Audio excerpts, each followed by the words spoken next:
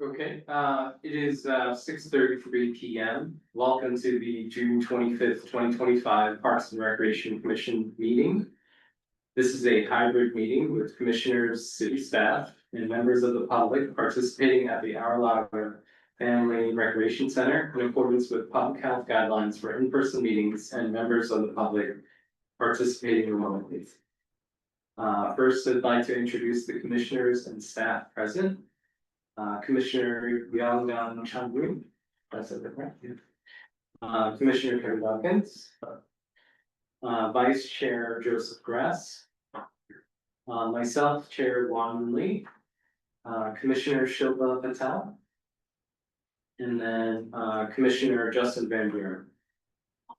Staff present includes Library and Community Services Director Sean Reinhardt, Library and Community Services Supervisor Tricia Mullen, and Management Analyst Ashley Walker. Ashley will be helping facilitate the meeting. Ashley, will you please take a moment and provide instructions to the Commission and members of the public on how the meeting will proceed? Thank you, Chair. For members of the public who are attending the meeting virtually and wish to provide public comment, after the Chair calls for public comment on the item you wish to speak on, please engage the raise hand feature at the bottom of your screen. For those who are calling in from a landline or cell phone, please press *9 to raise your virtual hand. For members of the public attending in person, there are speaker cards available on the table. Please complete one and turn it into staff before public comment is called for the item you wish to speak on.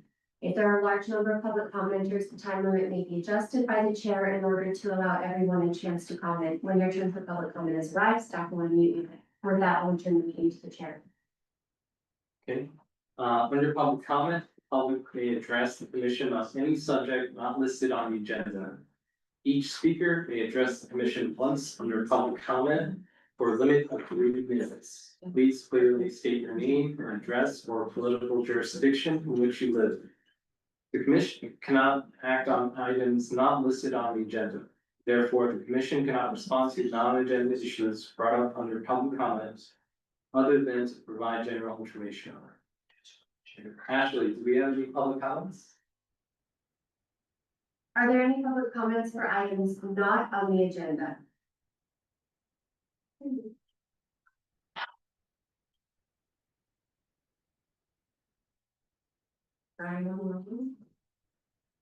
No public comment. Okay, moving on to item D1, a study session for the prepare status report on Parks and Recreation Commission work plan for 2024-25 and prepare a new work plan for 2025-2026. We can get into that. Great, thank you, Chair. So in this, staff recommends that the Parks and Rec Commission do 2 things this evening. Prepare a status report for the current Parks and Rec Commission work plan, which is in your packet, attachment A, in preparation for presentation to City Council on August 12th. And also prepare a new Parks and Rec Commission work plan for the year 2025 and 2026. In preparation for submitting the updated work plan to the City Council for approval tentatively in September. So the Council approved the Parks and Rec current work plan for 24-25. The PRC is scheduled to provide a status report of that work plan on August 12th tentatively, and to submit a recommended new work plan for 25-26 to Council tentatively on September 9th. So what you're seeing here on the screen is the current work plan for 24-25.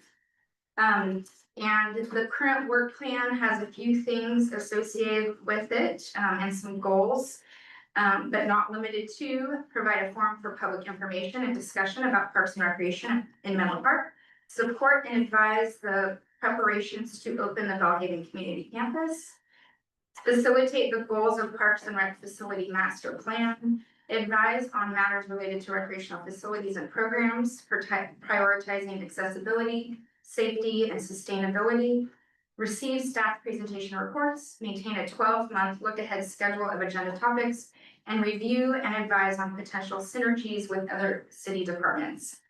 So for the status report for the current work plan, The chair typically will provide the presentation to council in August each year.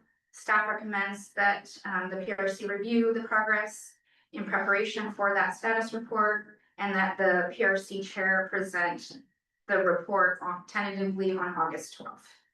So that's the first item. And then in addition to that, staff recommends PRC discuss and begin preparing the PRC work plan for 25-26. And in doing so, the PRC can refer to the current work plan and potentially reaffirm those current goals, modify existing goals, and add or delete goals. The PRC scheduled to revisit and recommend the new work plan tentatively for July 23rd and to finalize the work plan tentatively on August 27th. So that is the task at hand.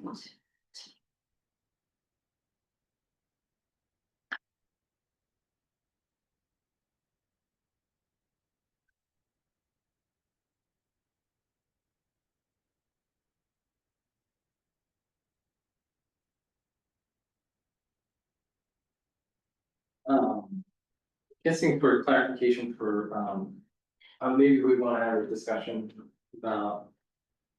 Look, just reflecting on, the 2024-2025 plan and see.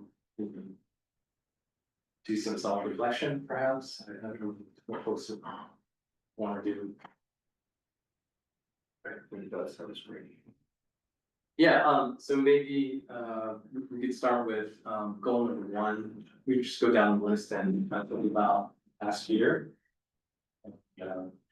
First, did we accomplish this goal? Second, is it still relevant moving forward into the next year in terms of the work plan? So number one is, as an advisory body to the city council, inform for public information about park and recreation issues, encourage and facilitate robust public comment and participation at commission meetings. First bullet point is foster a public meeting environment that is inclusive of all members of the diverse member of our community. The second bullet is focus on resident input to grow relationships with residents throughout the city of Menlo Park.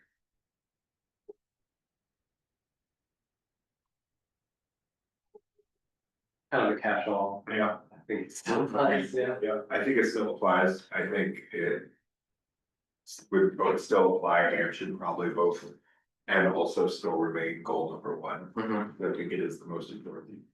I think that I don't know how we could maybe encourage more robust public comment. Right, I think I've seen one person. So maybe that's something we can think about, is how we encourage more public participation. But other than that, yeah, pretty accurate. Yeah, I'll agree with your comment that we did actually last meeting, we got some good participation when things kind of go wrong. So, which is the wrong time to get it, which is, we had one group commenting about just the pool situation and the swim sport. I'm glad those people came and spoke to us.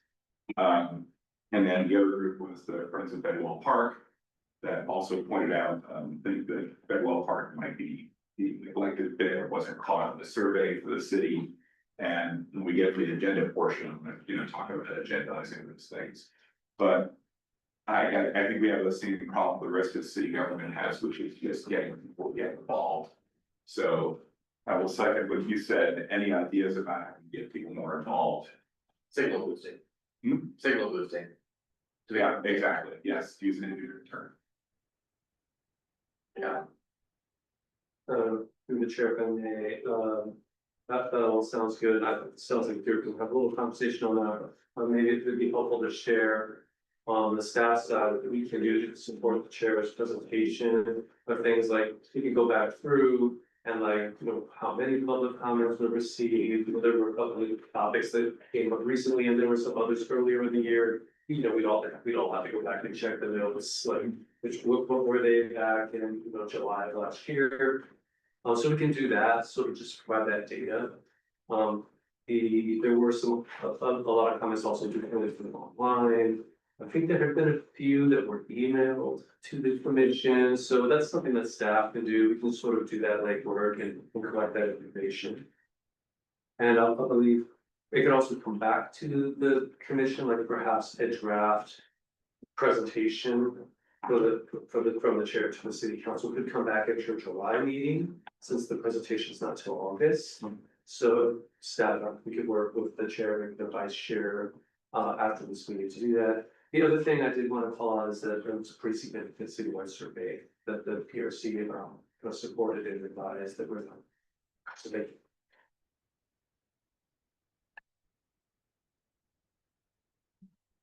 Yeah, okay, do it now, but I'll save it for now. Moving on to, the second virtual, supported and advised recreation program development and operations of Valley Community Campus. Review programs and services with a focus on provision of high quality programs and services for all Menlo Park residents. Ensure that programs and services offered at BHCC contribute to satisfying the needs of the neighborhood it serves and be integrated into a system that is accessible to residents of all ages and abilities throughout the city. If I may, I think Bellhaven's been open for a year now. And I think that for the next year, we can keep the comment, but strike all words after operations. So just be support, advise, recreation program development and operations without the specific focus on BHCC. And broadening the scope to the entire city. I don't know, if anyone else has thoughts on that? I agree with what you're saying, but like looking at some of these. Data, we should continue to like use PhD as like a focus.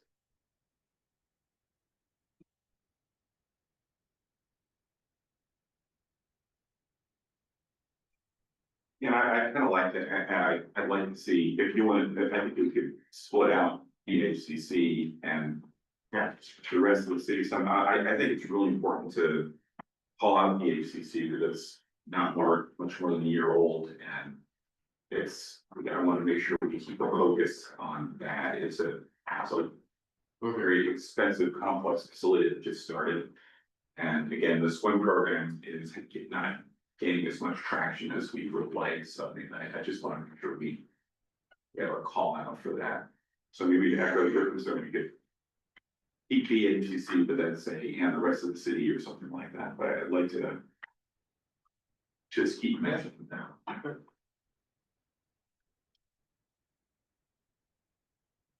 Yeah, I agree, been a huge topic. As you mentioned, we did the swim program, and so maybe just tweaking this language to continuing supporting and advising, et cetera. Just to kind of note the accomplishments that have been made in the past year and, just, how we can do better moving forward as well. For BHDT, could we focus the statement, make it like focused on like swim, it's like boosting those programs.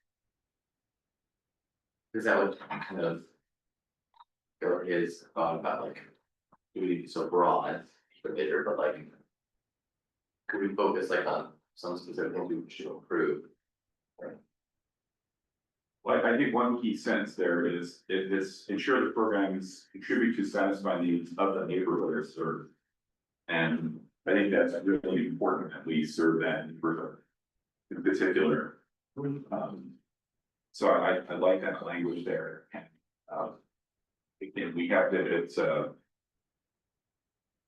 kind of complicated situation in that it's a smaller neighborhood. There's been a divide between the community for a long time and want to make sure we serve that neighborhood as it is, and it's a separate problem. And we do want to combine the neighborhood and give people from this side of Menlo Park and that side and vice versa.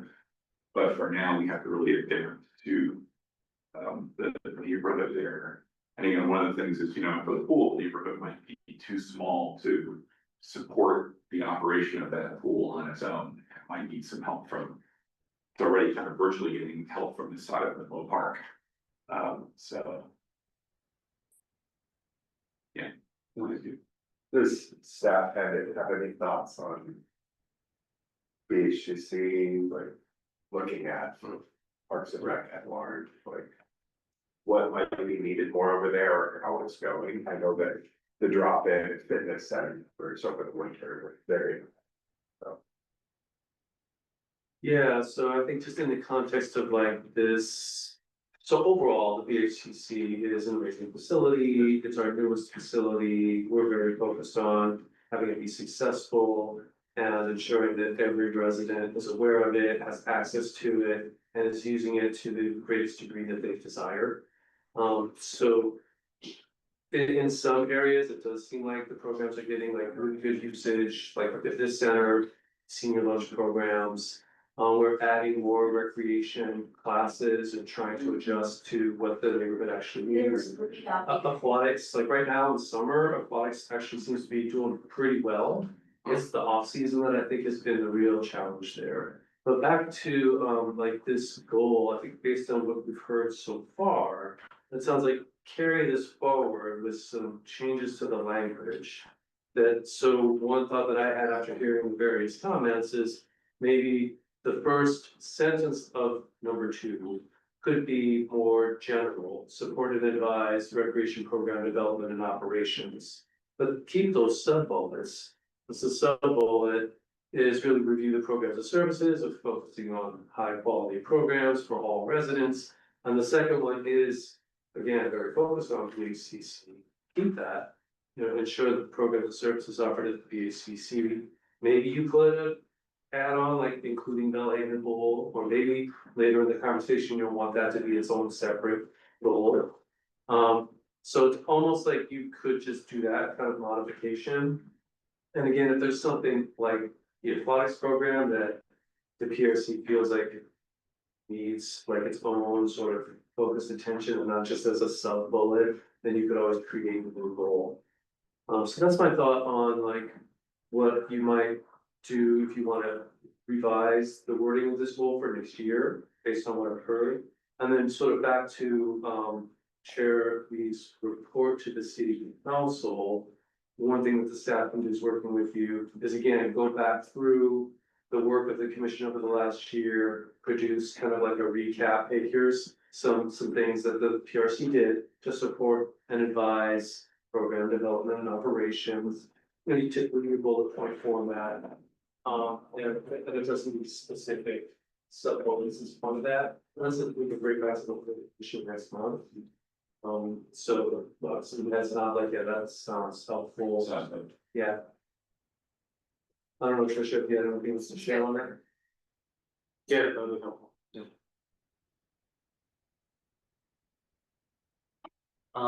It's, we can move on to the next point, I think. Review progress toward the goals in the 2019 Parks and Recreation Facility Master Plan. I think that there are some new members here. I'm not sure if you guys are familiar with the master plan, but it is this overarching document that, Sean, Tricia, correct me if I'm wrong, that is very important for any capital improvement projects that occur in the city. So there is this distinction between maintenance, for example, like painting tennis courts, etc. Versus construction of a new tennis court facility.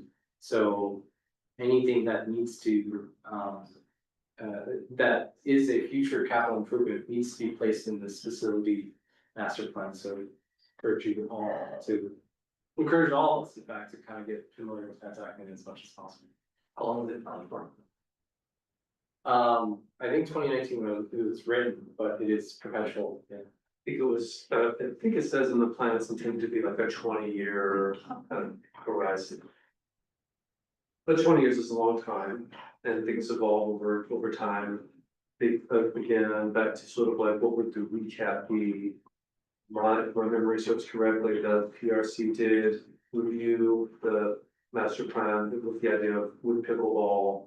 You know, it's not called out because it wasn't really a thing in 2019 that rose to that level of awareness.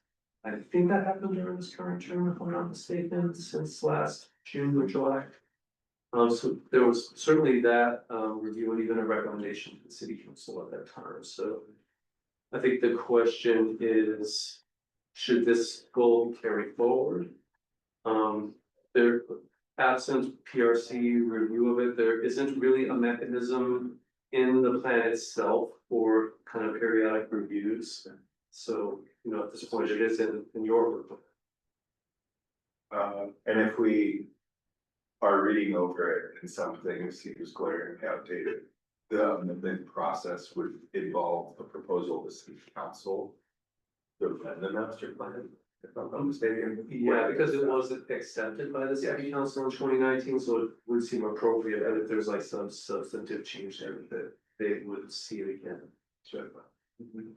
So we would agendize it for this meeting first and then make a recommendation to council. Like typically, that's how it would flow.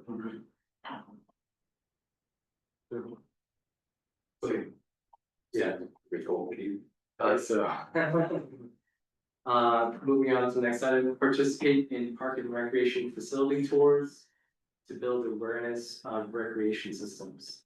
I think this was really relevant for when HEC was yet to be opened, so just touring that facility made sense.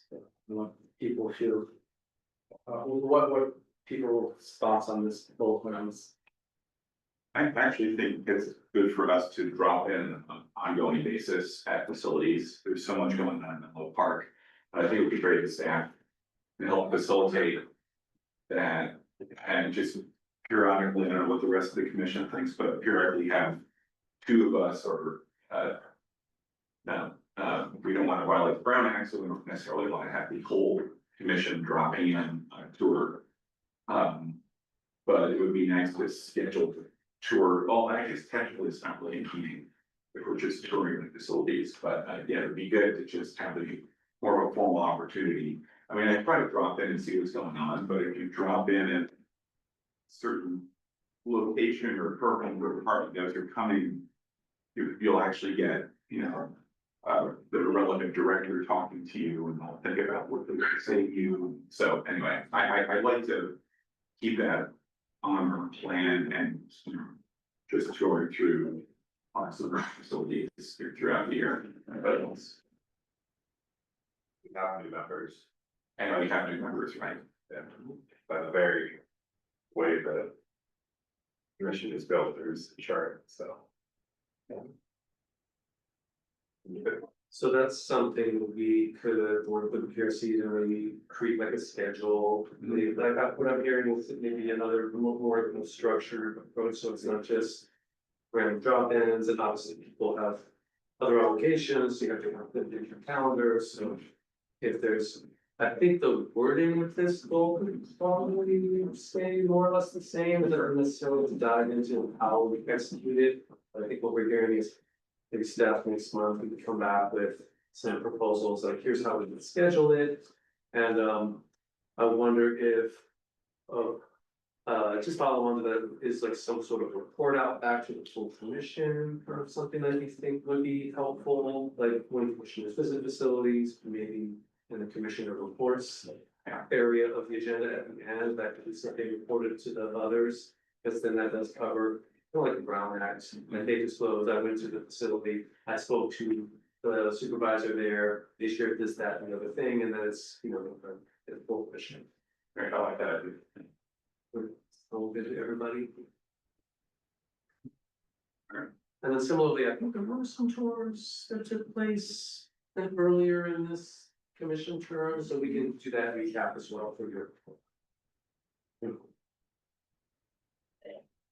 Yeah, I think like a lot of new parks were redone, so Willow as well as the Burgess Playground. I mean, for me, just.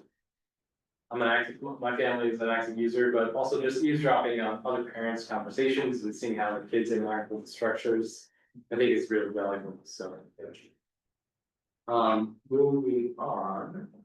Advise on topics related to the maintenance and upgrade of recreational facilities, prioritizing accessibility, safety, and sustainability.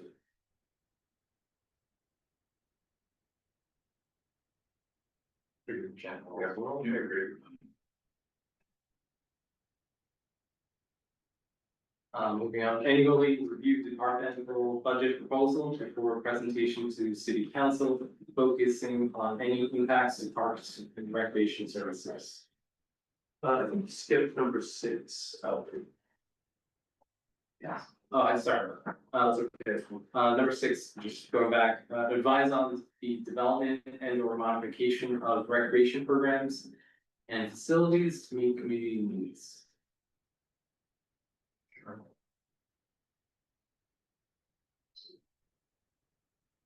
It's kind of, so this one, if I could, just from the staff's perspective, now that we're like looking at this with fresh eyes. Is there a big distinction between number 6 and number 2? Because number 2 is support and advise recreation program development and operations. And then number 3 is advise on development or modification of programs and facilities. And number 2 also captures, high quality programs and services for all residents and accessible to all residents of all ages and abilities, so community needs is in there. Do those need to be 2 separate goals, or do they feel like they're kind of the same goal phrasing in different ways? Yeah, I think it makes sense to maybe merge them and then make EHCC its own bullet point, summarizing those same things there. And I think, again, I feel like Burgess is also a great facility, but it's not mentioned. And I know like the gymnastics program is well loved by people in the community, maybe we could highlight that, I don't know, what it looks like. I agree with the chair. I think that with the move to make the general statement to more general and have Burgess be more prominent in the bullet point, that 6 is redundant and should be stronger. And I think the proposal was also for number 2. It says strike everything after, just the first sentence of 2, just stop at development operations. Don't mention Bellhaven, and then 2, then that would be for all facilities, and then Bellhaven is actually already the second bullet point here. So does that sound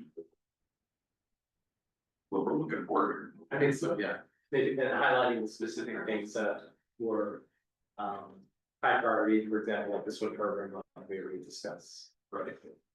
All right, so we got 2 bullet points with that would remain for number 2, and then we add a third for just this.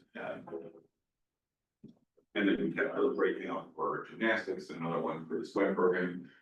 But I don't know, what does staff think about breaking out of it, because there's so much going on. And what they would. Yeah, I think that's what's helpful about like a session like this, it's like, hey, let's just start getting all the ideas flowing, let's get them all out on the table, and then once we collected all that, we can kind of go back to the drawing board, try to assemble it into a drafts. Then we bring back to both consultants there and bring back to the commission so that you can kind of refine it. So I think, generally what we're hearing is, as was just described, so I think we could try to wordsmith that to capture all the discussion here and bring it back. Okay, What outreach is done to determine what the community needs? How do we determine? Great question, Chris, you could jump in, but I'll just start by, I think the most recent example was the community-wide survey. For sure, and then another thing that we do is we use the statistics and user data, which is, it's not direct feedback, but it's sort of like, how are people actually acting and using the services, and that helps to inform. Trish, other stuff. That's good, yeah, and then we do have just other opportunities for community members to engage with providing feedback, and those are like working groups or ad hoc committees and so on, so yeah, there's various ways. The suggestion box also gets quite a workout. We only publish the suggestion box every 3 months, but typically it's many pages of suggestions that we receive too. So then it's a question of working with the commission to like put all that feedback together and to kind of make some decisions based on that. We prioritize based on the feedback and how we're receiving on one particular level of creation. Oh, so especially when there's an issue, like a specific issue that often it is something that there's like some maybe controversy or maybe disagreement or some lack of satisfaction. That's generally what seems to generate more of like people coming to the meetings. And in some respects, it's like if people are aware of the meeting, they know it's on the agenda and they're not coming. And in some ways, it's like, okay, well, that's maybe what people are expecting. But the government and the bodies is like, yeah, keep things running smoothly and I'll let you know if I've got an issue. It's nice though when people do come give us kudos. Typically the kudos do come in more through like the suggestion box or like survey pretest remarks. But that anecdotal feedback out in the field is something we could do more. And I think talking about the commission, like drop-in tours of facilities, because that's so valuable when you're just having a conversation with recreation users, because you get just like the full sort of flavor, if you will, of like what they're thinking. And a lot of people, they won't take the time to write in or attend a meeting, but they will take the time to chat with you. You know, like on the scene when they're using the program. Thank you.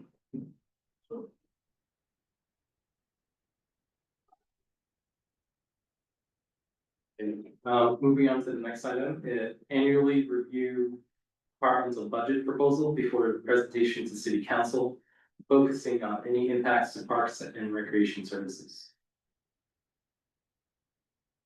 So I have a comment on this one, which is we found with another commission that there was a bit of a, like, the wording of this caused some confusion because of like the timing issue.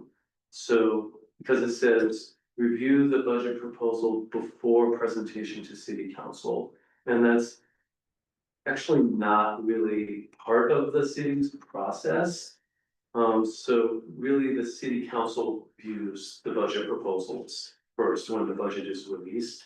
It's perfectly great for the commission to review the budget proposal, offer, feedback about, or questions about like any potential impacts and so forth. But I think it's the verbiage of before presentation to city council that this year caused some confusion with the other commission.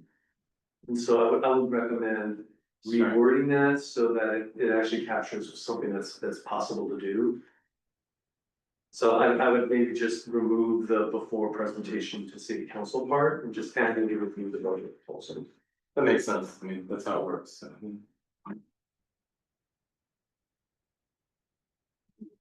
We need a draft of it, like if anyone have input before it goes to city council, or that's just not how it works. It's just kind of not how it works because the department budget is part of the overall city budget and it really is like first sort of revealed. So actually it's revealed at the budget workshop, which is not a city council meeting, but it's like the city staff are presenting the budget to the public, which is typically like a week or two before the city council meeting. So the budget becomes public at that point.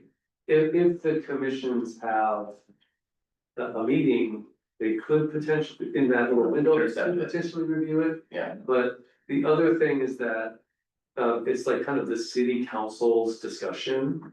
And so the sort of system is set up for like commission members who also are residents would like participate in that process, right? Plug into the city council process and not kind of have a separate kind of commission level process. Now, after the budget's been presented and city council has seen it, then it's available to the general public. But to see a draft or anything before, it's just not how it works. It's not ready yet. It can't be released until it's ready because, it's a lot of moving parts that go into the city budget. There's a lot of projections that have to be refined and so forth, and it's not ready till it's ready. What date is it presented to the council on? Let's see, this year, I think it was May 28th or thereabouts, and then don't quote me on the specific date, I just remember it was around there, and then and that's when the budget was published. Right. The proposed budget, and then the city council public hearing was a week and a half, 2 weeks later on June 10th. And the community working group was 2 weeks prior to the presentation to city council. It was a budget workshop and that was May 28th. May or 12th. thereabouts. It might have been the 27th or 29th. I can't remember the date exactly. And then, yeah, the actual city council public hearing was June 10th. Okay. So typically the budget was published for a couple weeks. From the workshop to the time the city council has their public hearing. And comments are generally they're encouraged to go into the city council discussion. And I would just, I want to make the observation, I think there's one way the Parks and Rec Commission can affect the budget is before that process even happens, like 2 months before, we can agendize in our meeting discussion on parts of the budget we think are deficient. And again, this is just to pick 2 random issues again that were brought up by the public was, Bedwell Park was they proposed money for that. And then also the swim program, and then that came before council, and there was 2 different votes on that. So I think as a commission, we should try to get ahead of the game. And next year, talk about some of the budget items we think are deficient, like in January, February timeframe. So that's something we could do on our own and make recommendations. So I just wanted to put that out there. Anybody else comments about? Yeah, so I think we're a little bit planning things this time around. And part of it is because we're all brand new here. I've only been here a year. The chair has been here 2 years, so hopefully for this upcoming year, we can be even more proactive and just learn how things work and then just jump in there before issues like this come up, like the budget. A couple months before the budget is considered next year, we can speak up as a commission. Absolutely, and staff can support that by, the budget was adopted last night. And so the staff could make a presentation at any point in time, like here's the department's approved budget from city council, here's kind of how it works. And then it could inform a discussion, and mid-year does seem about right, because the city council also looks at the budget again, at budget mid-year. They look at it whenever they need to, but mid-year, which is around February typically, is when that topic kind of really comes back at the city level, and that would be a really opportune time for the commission to say, well, how are we doing, with the budget so far? Are there any anticipated needs for next year that we already kind of can see are happening, or were there some deficiencies this year or something like that? That would be an opportune time. But that's different from reviewing the proposal before it goes to city council. So, maybe that the proposal and before presentation to city council, we could sort of pull that out. And then it's still annually review departmental budget, focusing on the tasks and so forth.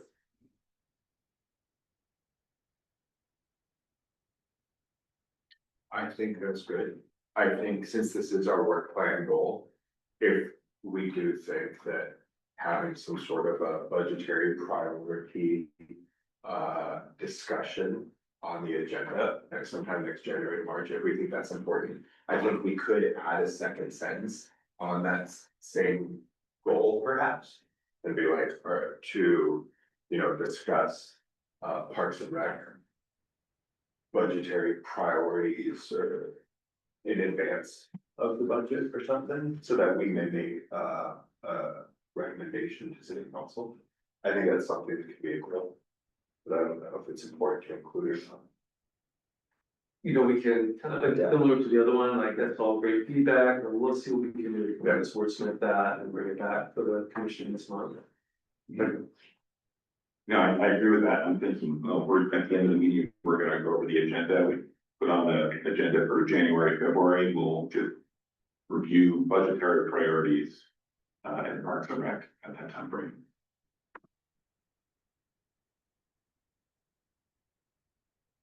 Sounds good. Moving on, periodically review. I think this one. Periodically review public facing recreation policies and recommend updates as required, with special focus on policies that may be impacted by shared space operations at the new UCC. Seems pretty specific, but maybe this has to do with the senior center. just everything merging into one facility at the BHC, is this right? Oh, well, on this one, just again, kind of getting back to like preparing for the report out. Staff can go through and do a recap. There were a number of different policies that the PRC has like, reviewed and recommended. And that's just in general, you know, we have the facility use policies, we have the rental policies, and we have the.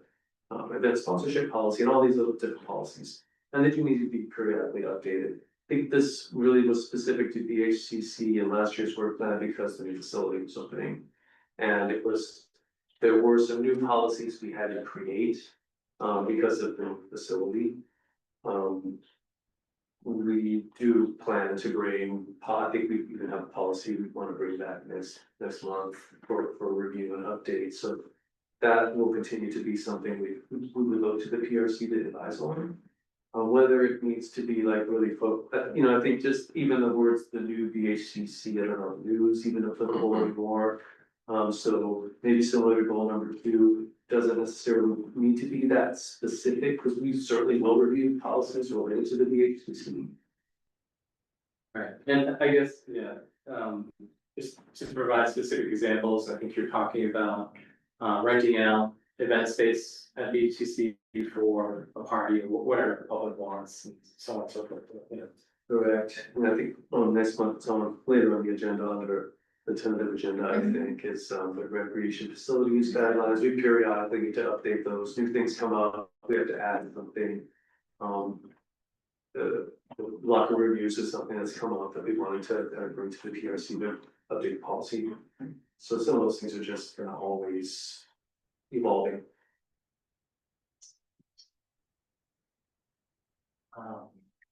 Moving on, periodically receive staff presentations and reports about major parks and recreation service areas and programs.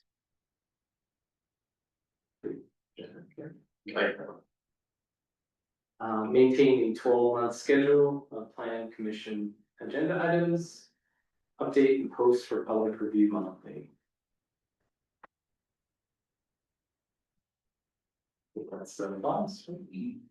And lastly, review and advise on potential synergies with or support from other city departments.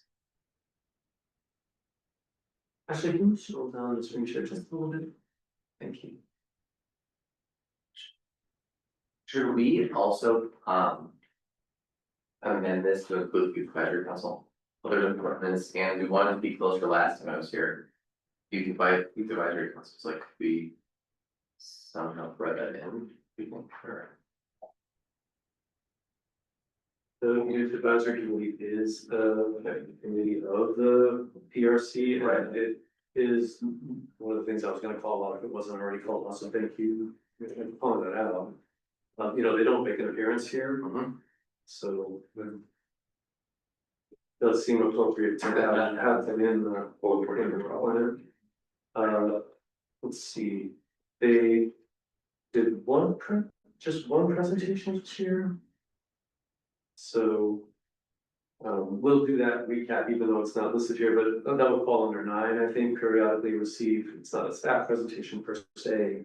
They receive presentations and reports, but I think what we're hearing is it kind of deserves its own goal, in my opinion. Own goal, or at least a bullet point under 9. Yeah, Or whichever makes more sense to the commission and staff.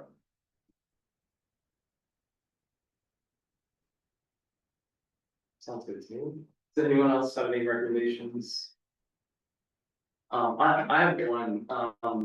One thing that I would like to have seen is more interaction with the city council liaison. Maybe have them work with them. Or just, you know, have a casual or conversation with them during one of our commission meetings. To kind of have them touch on a variety of issues that are pertinent to the PRC and have them give their thoughts on, you know, how they're thinking about it. I think that would be helpful. Maybe we can have that as an agenda item, or a line item if folks feel that's important. So something like annually post, city council liaison. At commission meeting, to discuss issues pertinent to PRC, something like that, you guys will. I like that. I think it's a great point. Would a good meeting be the one that we hold with library in December? Possibly, Yeah, I don't know if he's yeah, the same liaison for library too. no, there are two different liaisons Yeah, yeah, there. yeah. But I think similar to a couple of the other goals, like, these are the goals and like the implementation, like exactly how you do them, you don't necessarily need to get into that level of detail, just like, hey, we can say kind of, we want to do this goal this year. So whether it takes place at a particular meeting or not, I don't think you need to specify that here, but you know, the concept is there. So we can add that to the draft that comes back next month. Good. Before we completely leave though, I did want to circle back on number 11, which is the review and advise on potential synergies with or support from other city departments. And I'm trying to like kind of call back over the past year, and I think, I'm not sure that really happened. I'm not sure if that's a goal to be carried forward, or maybe if it's just sort of part of another goal. Like maybe, again, like, I don't wanna make the goals too unwieldy, but that really kind of boils down to operations and facilities. Like, we've worked with Public Works a lot on that, and it's the main department we partner with. So I guess the question is, does that need to be its own standalone goal, or can we reference it in the context of another goal? Because other city departments would be like Public Works, the police department, the city manager's office, community development, which is building and planning. We certainly work with them, but I think the question is it like that high level that maybe for the PRC to have as a separate goal? Yeah. Yeah, and what? To the verbiage number 11 specifically. What synergies would really be germane to our course of discussion in these meetings, I think. I guess, So, you know, the main one that comes to my mind is Public Works, because they move to parks and they maintain the facilities. They do the capital projects, that would be the main one. And I think that's really what the intent was behind this. And but maybe that one can and should be more specific, like really focusing in on.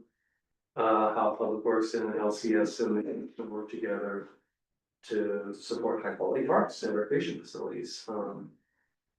It just seems a little kind of amorphous and hard to. Narrow in on this particular goal we explored.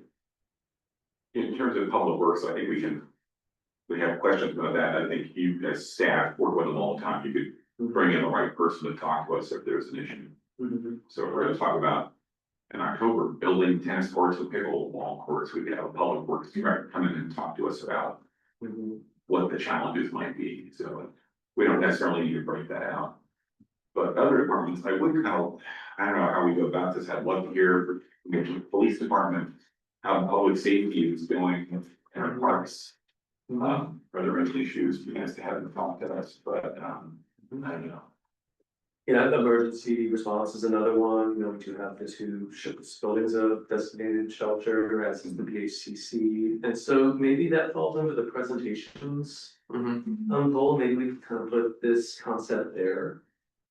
To bring in those other, you know, people from other departments as relevant to the topic related to presentations about program services, topics of interest. periodically receive staff presentations and reports about major parks and recreation service areas and programs, comma, synergies with other departments, comma, and. Yeah. I think that's Something to that effect. Yeah, that's good. You know. Yeah, I think it's a good suggestion. Thank you. And then get rid of 11, that's the right. So if we move. Yeah, okay. So then that would be like an addition to 9 along with Yak, if Yak was also a bullet point or something in the comma there. Parks, Recreation Service Areas Programs, Youth Advisory Committee, synergies. Something like that. Super.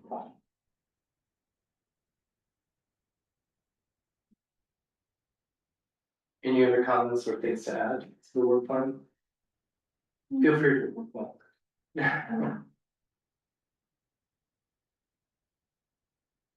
Okay, Ashley, do we have any public comment on this item?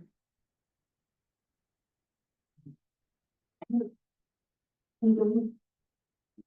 Are there any public comments on item E1? D1. D1, sorry. On D1, no public comment. Okay, thank you with that, public comment is closed. There are no further comments, we can move on to the next agenda item, regular business.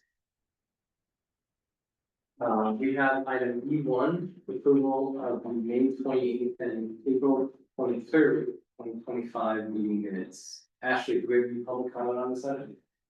Are there any public comments on item E1, approving the minutes from the May 28th and April 23rd, 2025 meetings? No public comment. Okay, thank you. With that, public comment is closed. Any commissioner would like to make a motion to approve the minutes? Commissioner Van Buren, I move to approve the minutes from the April and May commission meetings. A second. Excellent, thank you. Required. There's a motion to approve the minutes from the May 28th and April 23rd, 2025 meeting. Commissioner Chanyu, how do you vote? So, yes. Commissioner Dawkins, Vice Chair Grass. Chair Lee, Approved. Commissioner Patel. And Commissioner Van Buren. Approved. The motion passes unanimously with Sherman absent. The next item is item E2, forming an ad hoc subcommittee to plan and support a proposed 5K fun run event in 2026. Ashley, do we have any public comment on this item? Are there any public comments on item E2 to form an ad hoc subcommittee to plan and support a proposed 5K fun run event? No public comment. Thank you. So with this, staff recommends that the Parks and Rec Commission form an ad hoc subcommittee to work with city staff to plan and execute a proposed 5K fun run event for 2026. The PRC did discuss the formation of an ad hoc subcommittee on April 23rd this year. And the ad hoc subcommittee would work with staff and the PRC to plan and support a proposed 5K run event. The initial event concept includes a course route to include Bellhaven and Bayfront neighborhoods, and with a potential date of May 2026. So we just need a formation and a vote. I agree. We're voting on the committee. Correct, yeah, Oh. we did not yet. Two things you would need to, I would. you would need to identify the members, and generally you would select no more than yeah, I believe 6 members right now. 7. There were 7, it's just, Hims is absent. Okay, so yeah, you would generally have no more than 3 members on the subcommittee, because otherwise there would be a quorum. And then there wouldn't be a lot of public noticing requirements, doable, but typically subcommittees are not a quorum vote for the commission. So you need to identify 3 members and then a formal vote to form the subcommittee and confirm like its charge. And would be what's recommended. I think we had previous discussions on this and the folks have already volunteered, so. I could volunteer myself, chair one to participate in the committee. Actually, I'll withdraw one of the 2 new members, which is to join the committee. I'll stay on. The meeting was drawn. Oh, Mike withdraw. I'm happy to help. Yeah, So where did it land between? oh, her. So Chair. Patel. So these two so far. Okay. Okay, sure, I'll stay on, sounds great. Good fun. So just before you move on, maybe just talking a little bit about this subcommittee's charge, it's pretty straightforward, as captured in the staff report. Would be to plan a 5K fun run that's in the Bayfront neighborhoods and probably to be executed in spring 2026. The staff would provide support. It's something that we would want to do anyway, but would great to have a subcommittee helping us to plan it, get the word out, all of that. The subcommittee can maybe, like, staff can help organize a meeting of the subcommittee between now and next month's meeting. And then maybe at that first meeting, the subcommittee can then decide what's the right frequency of meetings and all of that, so. But at least, you know, that bit of the charge is sort of part of the motion, that would, I think, be very helpful, so everyone's clear on what's expected and what the committee's doing. Yeah, sounds good. I could also start a email thread with members of the official, committee. Kind of get you up to speed on what's going on and include staff as well, yeah. Great. Sounds great. What? For the people in the proposed ad hoc subcommittee for meeting frequency, should we just do the Wednesday? Like the second Wednesday, I guess. Yeah, I guess we can reach out. I think maybe cadence would speed up as we get closer, but right now we're figuring out the structure of the event. Figuring out what exactly our asks are to city council, and I'm sure there's tons of things that we're not necessarily aware about that Trisha and staff will kind of help us with. Yeah. I did, so, you know, I did previously just reach out in general, to the group.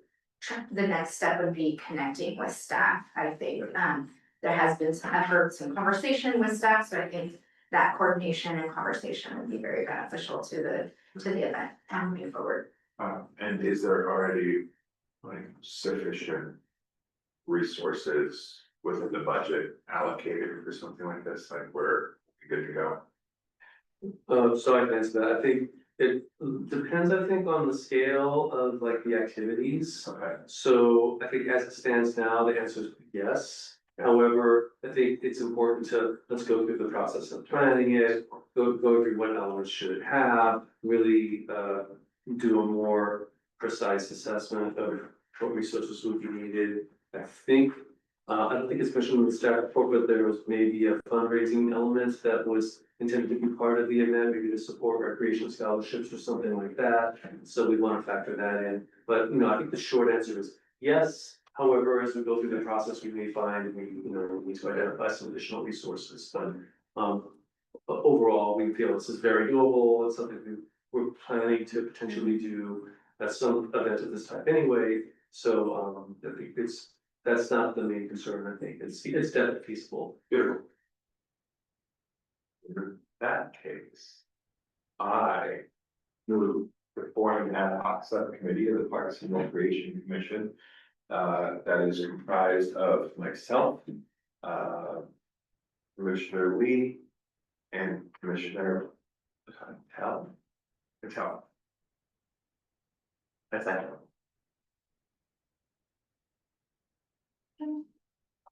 There's a motion to form an ad hoc subcommittee to plan and support a 5K fun run event in 2026 in Bellhaven. The ad hoc subcommittee will be comprised of Chair Lee, Commissioner Patel, and Commissioner Van Buren. Commissioner Tanya, how do you vote?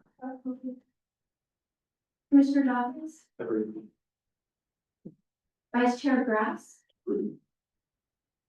Chair Lee, Approved. Commissioner Shilpa, I'm sorry, Commissioner Patel, Approved. and Commissioner Van Buren. Approved. The motion passes unanimously with the Shirley passage. Moving on to the next item F1, the Youth Advisory Committee Charter. Ashley, do we have any public comment on this item? Are there any public comments on item F1, the Youth Advisory Committee charter? No comment.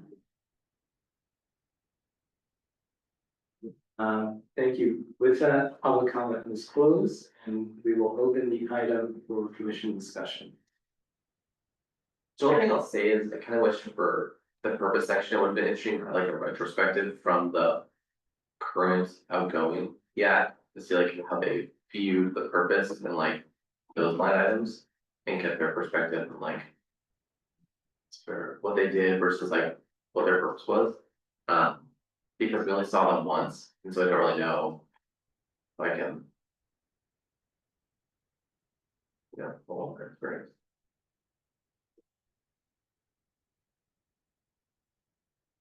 Through the chair. I do have a presentation if you'd like, it's just going over the staff report, if that's helpful to the commission. Great. Great. Okay, staff recommends that the commission receive the informational report containing youth advisory committee charter, including the purpose, roles, activities and structure, and that is included in your packet in attachment A. A little background, in December 2019, the council recommended the formation of the Youth Advisory Committee. On March 26th of this year, the PRC received the annual presentation from the Youth Advisory Committee. On May 13th, the City Council received the Youth Advisory Committee's presentation on their activities for the year. In general, the Youth Advisory Committee was created in 2019 to advise the PRC and city staff. The Youth Advisory Committee's purpose is to engage the future leaders of Menlo Park by encouraging youth to take an active leadership role in the community. And the aim is to foster a greater involvement of the youth in municipal government affairs. Sorry, the city council gave the YAC the following charge: act as an advocate for the youth and teens, act as a liaison for teens issues to governmental and private organizations, empower youth to have a voice in their local government, get involved and make a difference in the community, advise and inform city staff and the Parks and Recreation Commission on the various issues relating to the teens, outlining the needs of the population, assist in planning, promoting, and implementing programs and services for youth, plan and participate in community service activities which benefit the Menlo Park community, promote leadership skills through service learning, experience volunteerism, and identify problems of teen services and recommended appropriate solutions. The YAC is comprised of Menlo Park residents, grades 9 through 12. They serve a one-year term coinciding with the school year. In a given year, there's between 12 and 18 members. Its officers include a chairperson, vice chairperson, secretary, and various subcommittee chairs. And all of this information is in your packet. Thank you.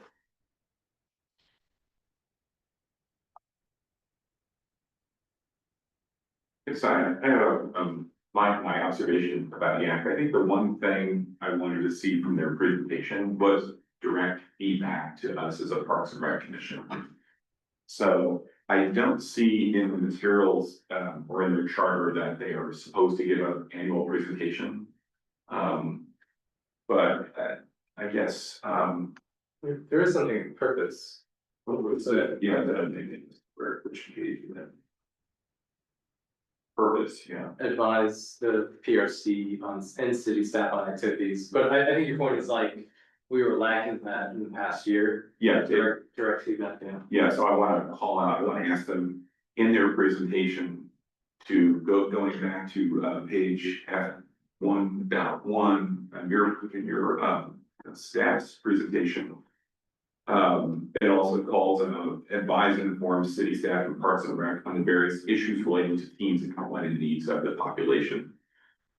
So I'd like to see that in their report. So I'd like to say, include that in your annual report or your annual presentation to Parks and Rec and City Council. And the next item was advise the Parks and Recreation Commission on events, programs, and with current youth trends to meet the needs of youth. So it's a little shade of difference in those two bullet items, but one is like overall, what are the issues with youth in the city? And then the next one's more specific, like how are the programs programs serving youth in the city. So I'd like to see those two items called out, and I'd like to have them in their annual presentation, address that directly. And maybe they're afraid to do that, but we can be intimidating to talk, but I really want to let them know explicitly, we expect them to give us feedback. I think they do a good job presenting what they're doing, but they're kind of acting on their own, and I want them to kind of push us around a little bit. Anybody else? If I may, I believe following their presentation this past spring, that we had some discussion, and there was I believe city staff came back to us to let us know that we would be getting updates following YAC meetings going forward with the new session. So maybe to Commissioner Grass's point, we could get, summaries of the YAC meetings in our meetings, maybe as a point, like another informational item. Maybe quarterly, we could send a commission member or something to one of their meetings to follow up on these points about advising Parks and Rec Commission about what would better meet youth needs or trends, so that we can have a little more dialogue as opposed to just getting a presentation once a year. Maybe we could just, send, not a quorum, but send like a couple members there, like quarterly, to just get a vibe check. I think that could be an idea, maybe. That's a great idea, I'll totally second that. And I think they meet like every other week, so it's not too onerous to have one of us drop by, just for a couple of us drop by, or I guess no more than three, so don't have more than one. I think they appreciate that, and more formalized, hey, come talk to us. More every quarter, just want to see. Yeah, I think that's a really valid observation, that there's not that sort of more regular kind of touch-in, so. Yes, currently on hiatus for summer, so we come back in the fall, that's a really worthwhile conversation to have with the new. Yeah, I think typically some students return, but a lot of them age out, and then there's new ones. There's a few forms that they could take, be more regular, whether it's like a report out that happens like almost every meeting for the commission, in like a written format. Another would be like commissioners attending the YAC meetings. Another option that you mentioned, would be maybe the YAC could designate a liaison to the commission, if they actually attend the PRC meetings. Or maybe some combination of those things. So, but I think the point's well taken, they're sort of off on their own, and then there's only the once a year touch-in, and that doesn't seem frequent enough. Or in-depth enough, so with that, I think we can work with the incoming YAC. And if not the full committee, if not the full YAC, at least one or more representatives to maybe attend a PRC meeting early in the year to have that dialogue, kind of get that sense, at least that they can bring back to the rest of the YAC and get that more regular touch point. And I think it's good to have that conversation with them at the beginning, make sure that that's something they want also. Because I feel like if we have that dialogue, we can build a more mutually beneficial bond, as opposed to just like demanding reports from them, right? Which feels very like big brotherly. And I don't know that. I think once a year is not too onerous, but we are more frequent than that. For reports, we should ask them. It is a bit stressful to actually, my daughter was the chair for the presentation committee, so it can be stressful to do a presentation. Right, whereas that maybe more regular, but less, formal kind of connection is easier, less onerous, Right. Especially for the teens who are very busy with school and everything, so. But I love your idea of inviting one of the GAC members to just sit in on this meeting.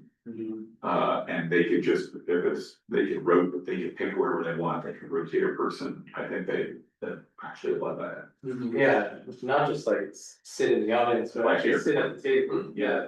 I've seen that happen in other cities, with city councils, have a youth advisory member that sits there. And have them participate, just like we do, issues, yeah, getting their perspective from grades 9 to 12, I actually have no idea. Anymore about what's important to them at that age group, at that age range, so. And so again, we're all sort of spitballing here, these are all great ideas, and maybe one way to cement that would be for there to be like a section on every agenda where. Like the YAC report, and then that designated liaison, whether it's the same or if it rotates, however they kind of want to do it. They just sort of give that same verbal report like the commissioners do. Right. Cool. So we're gonna ask, staff to come back with a recommendation or wording for this to put into the YAC charter, or how are we gonna go about doing this? Great question. So I think a couple things. One is, I think having in the commission's work plan, and so maybe after this discussion, I think we had previously in the previous item talked about that being maybe a bullet point and another goal, but that almost feels like this is elevating the YAC to a standalone goal and plan. We can work through some language around that, but robust and regular interaction with the YAC or representatives from the YAC in the course of regular business, something like that, to really kind of say, hey, this is a goal, we want to make this happen. And then when the YAC forms, they do really kind of, although they do kind of as a group sort of lead the way on what they want to focus on. They do have a pretty defined charter, and they are very much looking to staff to kind of help give structure to what they're doing. So at the beginning of their term, I think that's something staff can do, or they have to come to the commission and say, hey, here's the structure we really would like you to follow. Which is, this sort of regular connection. The charter, since that was formed by the city council, I would say that's probably a heavier lift to like actually change. The language that the city council put when they formed them. I would think everything you're describing already falls within the existing charter, so. I don't feel it's probably not necessary to update their charter if we do those other steps. Okay, or we could put in, again, our bullet points Yours. that we expect, yearly, I'd like to see a yearly presentation from YAC that gives Parks and Rec direct feedback on youth needs in the city, and then how well Parks and Rec programs are serving the youth. So I just want to call that out in our, for the year. I think our number one thing we need to work on in this commission in the city is just public outreach. And I think this is a great way to just stay connected to the youth in the city, which are, I think, the most important users of Parks and Rec, so. So that's separate from kind of like the things that they've accomplished, which we did receive. So, Right. Yeah, sure. That's something we should, you want to draft that for review next time, or? Yeah, I think we've captured that, and we can we'll put that into the draft. Yeah. For the commission next month, Right, and then once that's all kind of set. Then that really would help to set expectations for the incoming YAC in September's public interest meeting. okay, and then, I don't want to lose track of it, I love the idea of having, a YAC commission member sitting here. And then I love the idea of, a couple members of Parks and Rec dropping their meetings every quarter, so.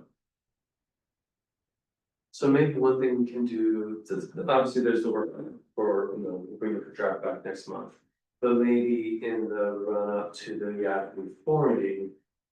The PRC community have a discussion about, hey, what you're kind of expecting from the YAC. What you'd like to see from the YAC, that's something that, we can kind of present to the YAC and say, hey, here's sort of your. Sort of. Work plan, if you will, that the PRC is hoping to see, the liaison. At least the one annual presentation and covering these topics and whatever else. You kind of want to help guide the YAC's work, because I do think. It's helpful for the the committee to have structure that they can kind of work to. But enough room for them to sort of define how they do it, but just to help sort of point them in the direction that they should be going. Okay, so I guess we can agendize that for, couple months down the road before, forms. Correct, if not July, but certainly August, because I think they meet again in September. The school resumes in mid-August, and usually a couple, 3 weeks later that they kind of come together. Yeah. And I want to mention, I think Deshaun Williams is their advisor. And library, so I want to make sure she's involved. Oh, yes. We should reach out to her, somehow. Yeah, so we'll follow up with that's Deshaun Williams, the recreation coordinator, I think also Ellen Hadrovic, the librarian. Right. And there's another support staff, Sarah Benitez, who also was in the library, but the two key liaisons are Deshaun and Ellen. Got it, okay. Great. That's good. If there's no further comment, we can move on to item F2, Library and Community Services Department statistics and recent activities. So for May, I'm looking forward for June and July, very busy months. Our statistics are in your packet for review, and those statistics help inform decision-making and improving services for the community. A few things just to highlight for events and then some projects. July is National Park and Recreation Month. So this is the 40th anniversary of the National Park and Recreation Month, celebrating the vital role of park and recreation professionals in building healthier, more connected communities. The theme this year is building together, play together. And this month honors over 160,000 full-time staff and countless others in creating and maintaining inclusive and sustainable spaces. Programs foster well-being, friendships, and lasting memories through activities like yoga, art, and community events. We are receiving a proclamation from City Council tentatively for Parks and Recreation Month on July 8th. Juneteenth celebration was held on June 14th at Kelly Park. The event included cultural entertainment like music, food for purchase, local tributes, free treats, resources, vendors, activities for the family, free community basketball games. There were about 300 in attendance, and it was hosted by Menlo Park, the city, with partners from Belhaven Action, Peninsula Clean Energy, and Meta Platforms, Inc. Photos are available on the city website. 4th of July, community parade and picnic and circus. We hope that you will register. The City of Menlo Park is hosting 4th of July on the 4th of July. The event is from 11 to 3, featuring a parade, picnic, and 2 performances from Circus Bella Company. The parade starts at 11 at the Ariaga Gymnasium parking lot. Participants are encouraged to decorate their bikes and join for the fun in the parade. The parade, following the parade, will be the picnic, will take place at 1 o'clock on the Burgess lawn. Participants can bring picnic baskets and blankets. Food trucks will also be available for food purchases. Complimentary treats will be provided while supplies last. Circus Bella Company, new for this year, will be featuring a diverse ensemble of Bay Area acrobats, aerialists, jugglers, and clowns, and will perform 60 minutes of a hoopla 2 times. Let's see, 1 at noon and 1 at 2 p.m. That is the 4th of July event. Summer concert series will begin on July 9th and go until August 13th. There is a schedule, but they'll be held at the Fremont Park, Carl E. Clark Park, and it is an outdoor free musical performance, popular local bands. Participants are encouraged to bring lawn chairs and blankets. So that is our music summer concert series. Aquatics working, yes. Those concerts all start at 6. 6 p.m., yes, correct. Aquatics working group, we have had a few meetings of the aquatics working group. This is an opportunity for community members to participate in intimate focus group sessions to share their perspective and gain insight into the programs and services at the Burgess and Bellhaven Pool. Aquatics Working Group met on Tuesday, June 17th at Bellhaven Community Campus. The session was attended by 18 community members, mostly residents. Let's see, at the Bellhaven neighborhood, the group reviewed the feedback and responses from the May 20th session. They reviewed current marketing efforts to promote the aquatics program and began an organized community-driven word-of-mouth campaign to promote the attendance at the Bellhaven Pool. Notes from the June 17th session are available on the webpage.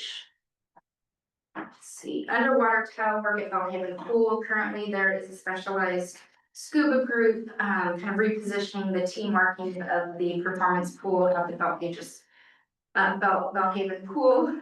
The T markings originally were set too close to the wall.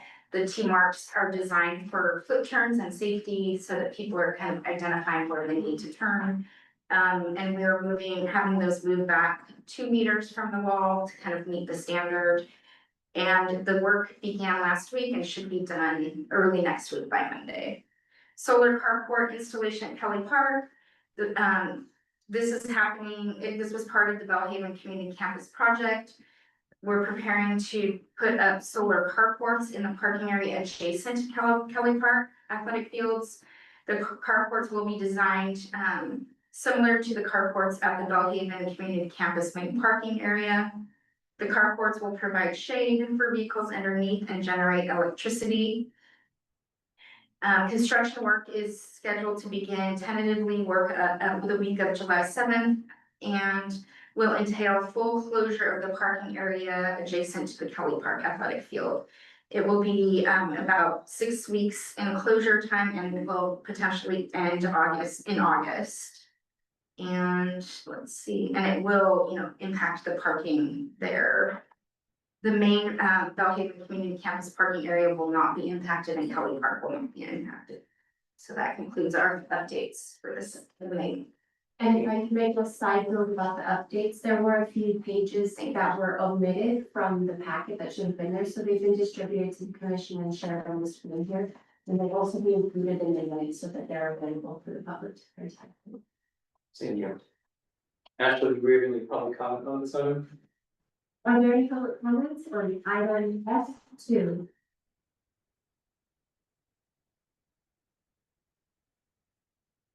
No public comment. Okay, thank you. With that, public comment is closed and we will open the item for commission discussion.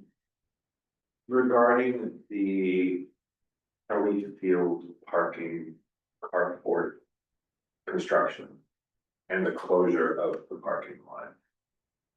I know it's middle of summer, so there are a lot of sports that aren't active, but do we have kind of an anticipation for the disruption to field use? How, like, an estimation of how much use it got last year during that period?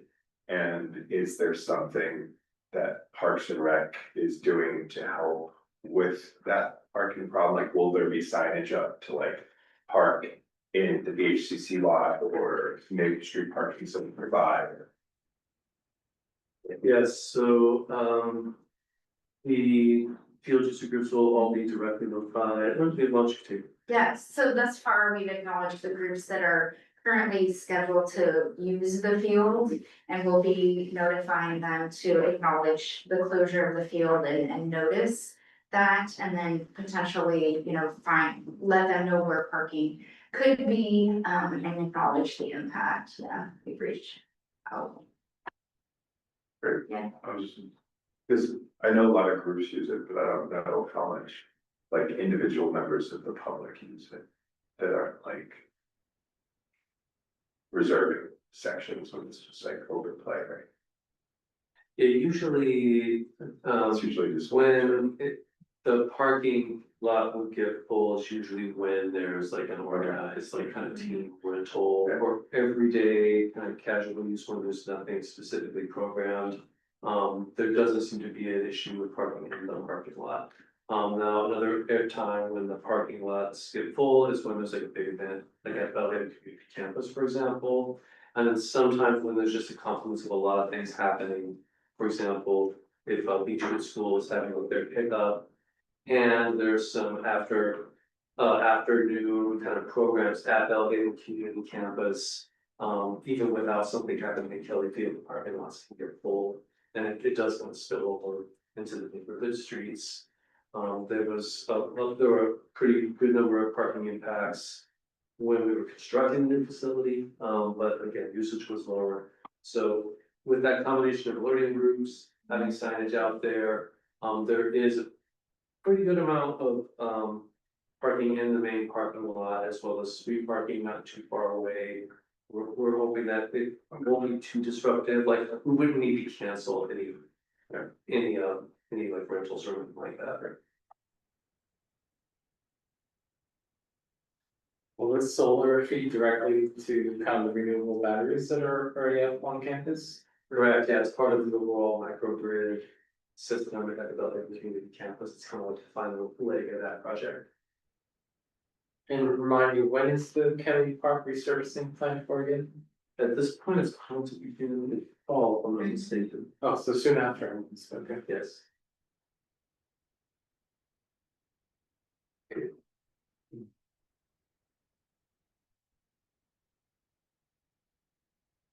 John, question about the power, we can actually generate more power than we need and sell some back to the utility at that facility. I'm not sure what that arrangement is for like sell for back. I do know that the facility is designed, especially when the carports are online, to generate as much or more energy than the facility uses. Right.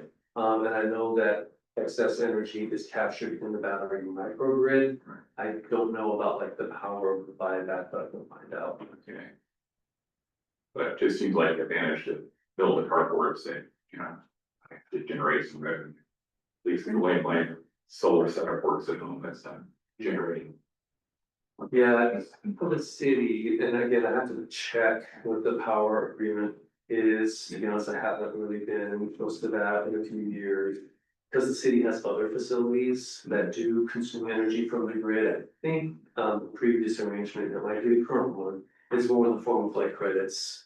For other facilities, Oh, okay, for their usage. but it's all money, right? It certainly offsets expenses, right? Like that's one thing that's great about the grants is we don't really pay out of pocket.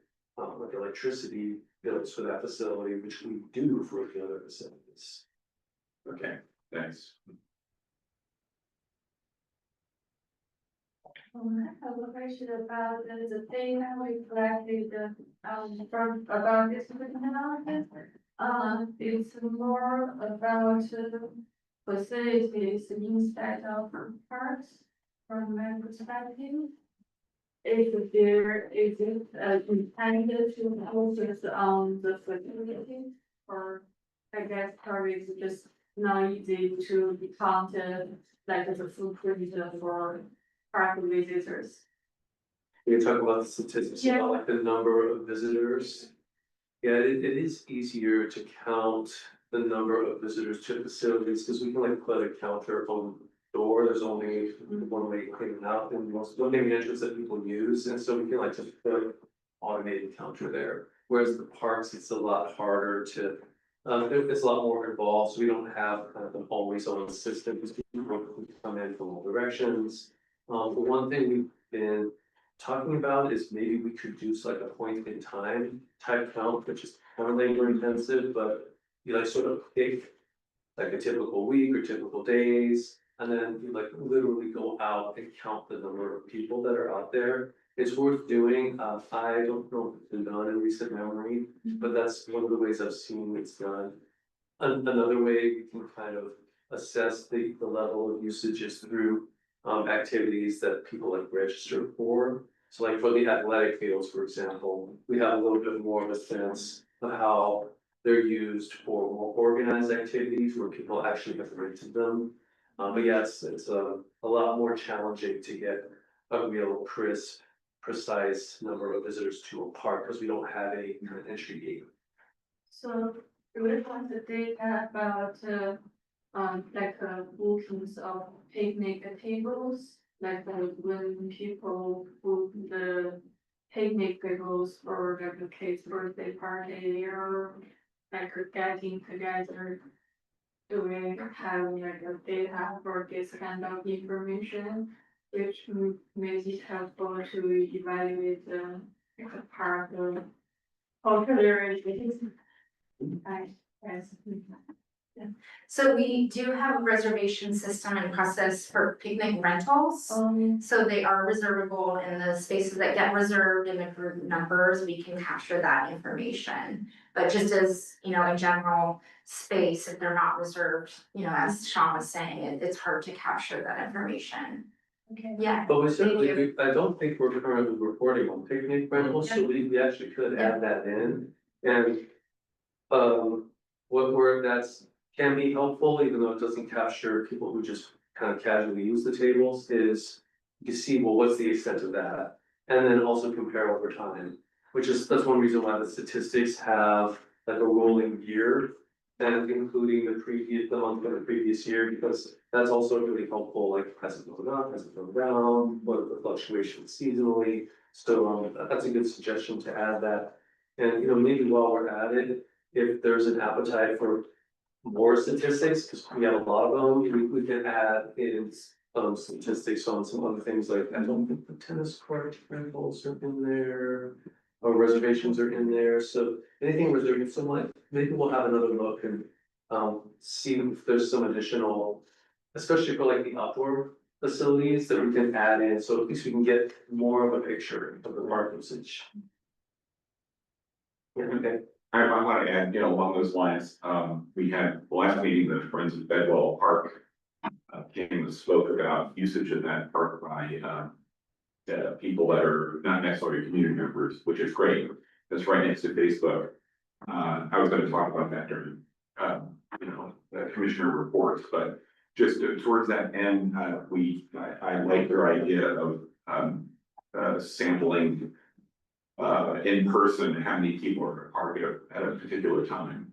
And I just informally sample myself, and there's a lot of people sometimes out at Bedwell. And there's a good amount of erosion, as the Friends of Bedwell Park said, so that's something I'd like to add. And I really like the idea of just sampling how many users are at a park at a particular time, especially Bedwell, I think is kind of falling off over time. I actually had a question about the summer concert series. In particular for the Carl E. Park performances, how are the bands chosen to perform at them? Yeah, good question. My understanding, we may need to bring back the event coordinator or check with them and come back, but there is a call out to fans that happens once a year. I think it's around December that it takes place, and then bands respond. And then at that point, the staff who've been working with the bands and doing the events, they kind of assess, in particular, if they were previously performers and like, did the audience respond, did people come, do they have their own audience that comes? And they sort of determine it that way. Do you by chance know who's booked for this year? I'm sorry, Do you know which bands are booked for this year? No? I think we do have the full lineup, it's actually on the website. Oh, okay. I hope, I mean, I guess just from a casual observance, and I'm a Bellhaven resident, I think there is a large Latino population in Bellhaven neighborhood, and sometimes I think last year, the two bands that were featured, there was no Latin music, so I was hoping this year maybe we could have seen that, maybe there is, but just to consider going further, maybe outreach for Latin bands, just for Carly Park, given that there's a concentration of that demographic in that area. Great suggestion, thank you. Andrew. Oh, cool. And there is one, so maybe, it should be a great time, yeah. Yeah. while we're adding statistics to the reports going forward, tennis reservations, picnic table reservations, whatever that you brought up. Would it be possible to get kind of a capture about venue rentals? Both with Bellhaven and here, because I know that was something we discussed when Bellhaven was opening, you know, interest in venue rentals, whether it be for weddings or other parties or something, and I feel like as a commission, we haven't really discussed that point since then. Yeah, good point, and you know, maybe, and I know the packet did not have all the pages, and that's why I was distributing it on paper. There is some data on facility rentals, but it's pretty generic and aggregated, and I think it's table 17 on the last paper. Yeah. And it really focuses on this facility and the VHCC, so this facility is $700, and the VHCC is $100 terminal. And then there's athletic field rentals, but it's like really aggregated. Over the whole seasonal quarter data. and not monthly. And so, over the quarter and not monthly. And so one thing we've actually been talking about at the staff level is, it would be great if all of the statistics was on the same timetable, so maybe converting the seasonal ones to monthly. Even though you're gonna see spikes once a season, you know, 1 month will have a spike and the others will be low because like we release things on a seasonal basis. And then maybe also breaking out the rentals with a little more specificity, Average like size. the big room versus the small room. And the other thing that's not really captured though in facility rentals is just the usage, the main usage, which is for recreation classes. Which, so I think that's really good feedback, and it's been a minute since we really added some new statistics or given a little more detail about the statistics. So this seems like a good opportunity for us as staff to go back and say, well, there's interest in the facility rentals, the outdoor usage. And there's more we can do there, even with current data, just presented in some more detail. But I think we'll take that as great feedback and try to make that happen for next month if possible. Month might take us to July to overhaul what we're doing, but that's good feedback. Yeah, and one thing maybe I'm missing it is also statistics on swim registrations, is that? I mean, given that it's such a, that's kind of the revenue generator, but we don't see that on to view of what's going on. Agreed. That's something that the pool operator does provide to us, and so it's just another step to go ahead and capture it here. Any other comments? Moving on to item F3, the tentative agenda calendar.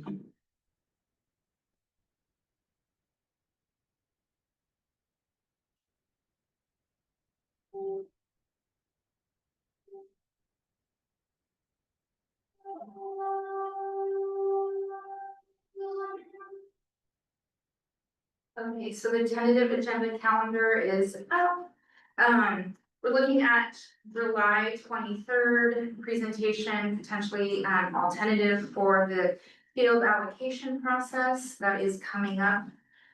Policy updates, recreation facility use guidelines, as Sean mentioned, and then facility rental policy. Aquatics program updates, and then a review of the park ranger services RFP. That's for next month. August 27th, presentation for large scale community events, so that is coming up. Recommend the PRC work plan, so looking at the edits and then making that recommendation. And then the ad hoc committees, subcommittee project report out. Maybe I can jump in there because I think it's on the screen, so maybe you don't need to like read every single bullet at this point.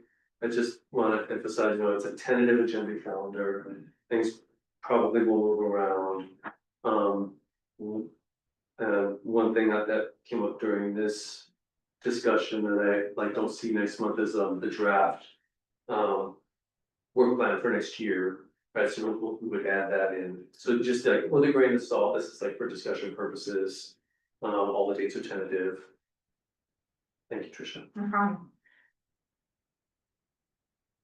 I want to, get one thing on the agenda, which is, One thing. oh, sorry. I'm gonna ask for public comment. Oh, Ashley, do we have public comment on this item? Do we have any public comment for item F3? No public comment. Thank you, that public comment is closed. Please. okay.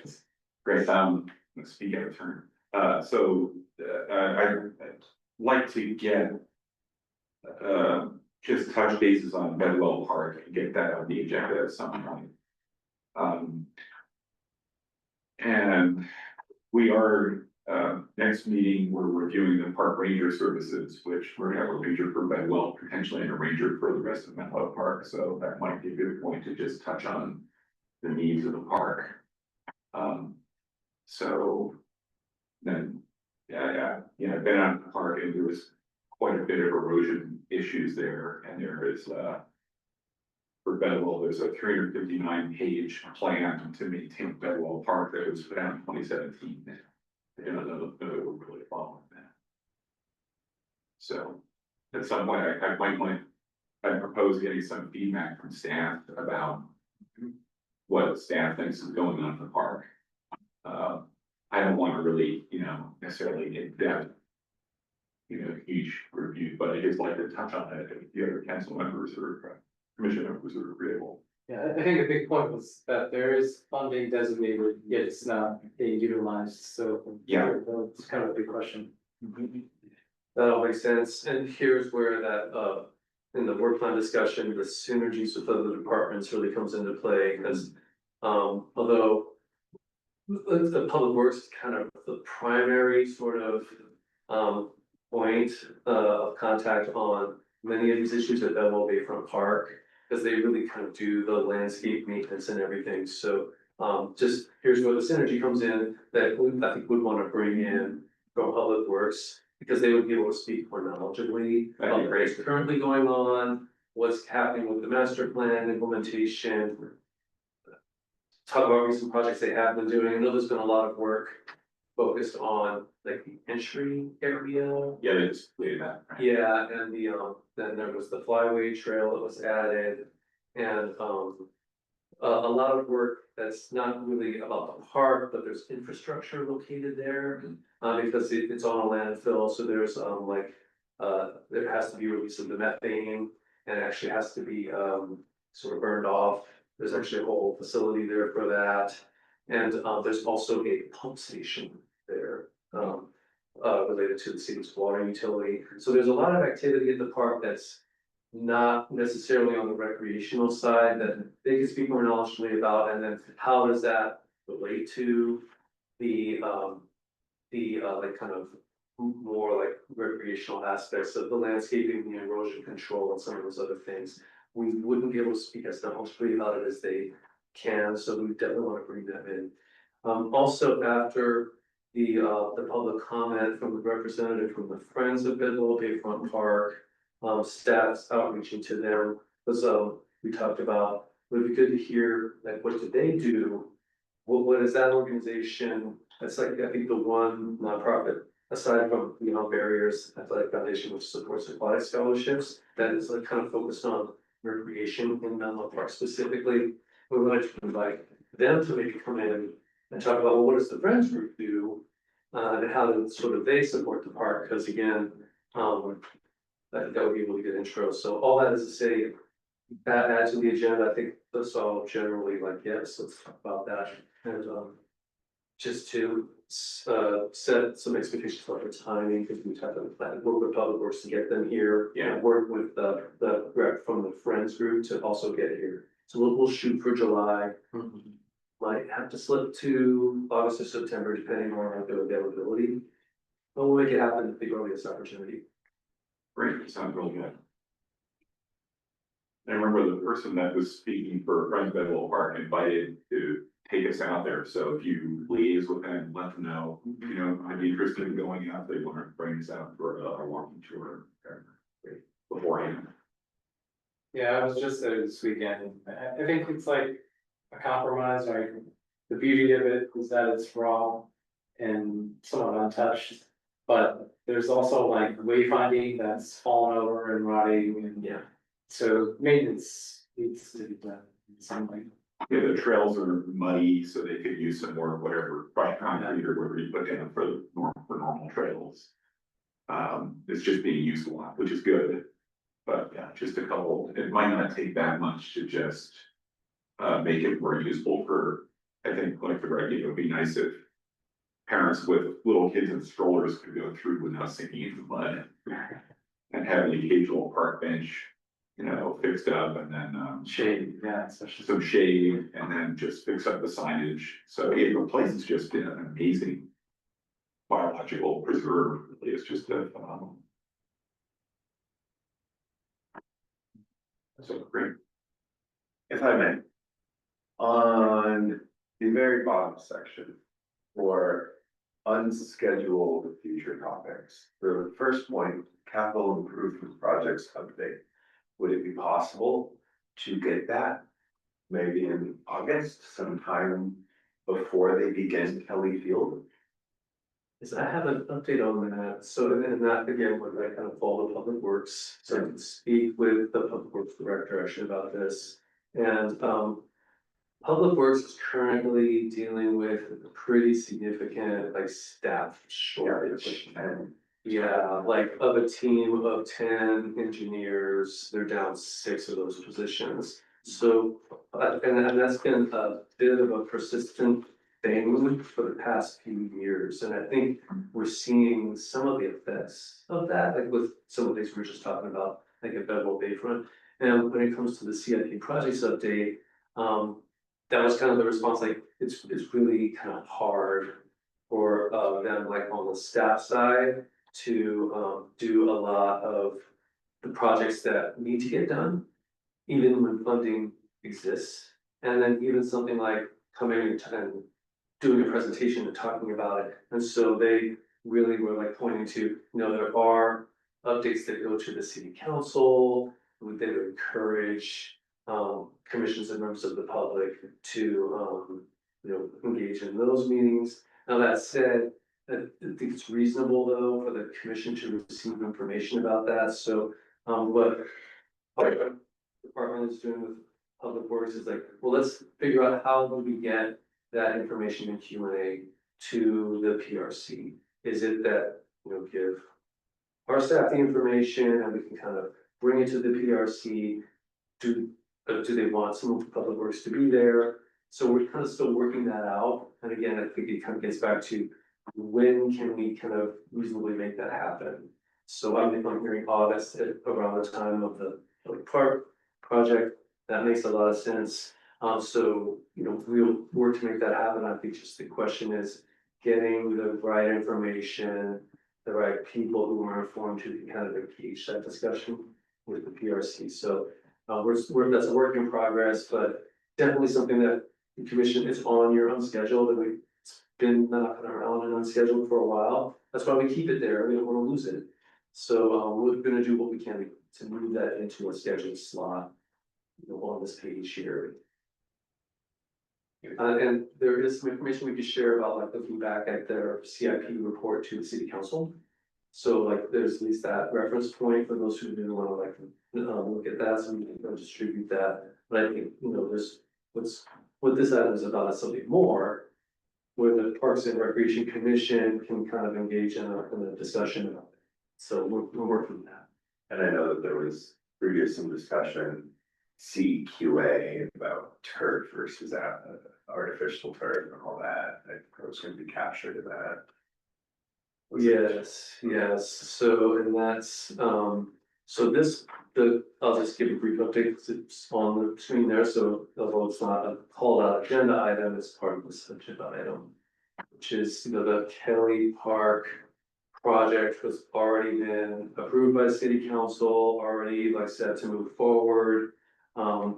We take like a council direction to kind of change direction on that specific project. Now, future projects, you know, is that aren't set yet. Again, city council has to approve the projects, but my understanding is that one's been authorized. City council is kind of aware of some recent conversation from some members of other commissions about synthetic versus natural turf. And has not made any indication that they want to revisit the Kelly Park project, but potentially for future projects, make that part of the discussion. So that's, as I understand it, kind of where that one sits right now.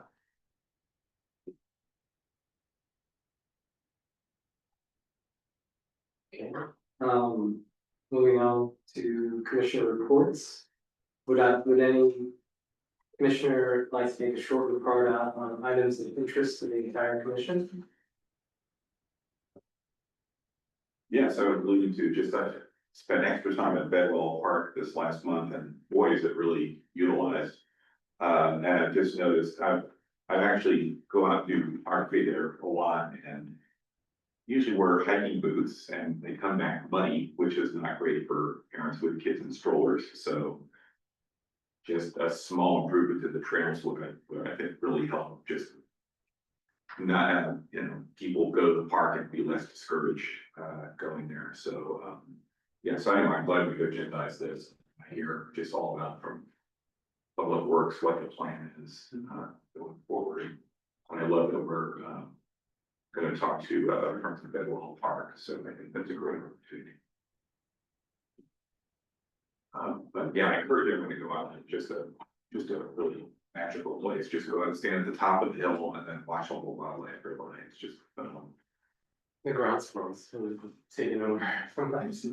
Oh, yeah, well, I've been fly for the hawks, so it kind of works in the ecosystem. And, you know, seeing a coyote out there, they enjoy the small man, so.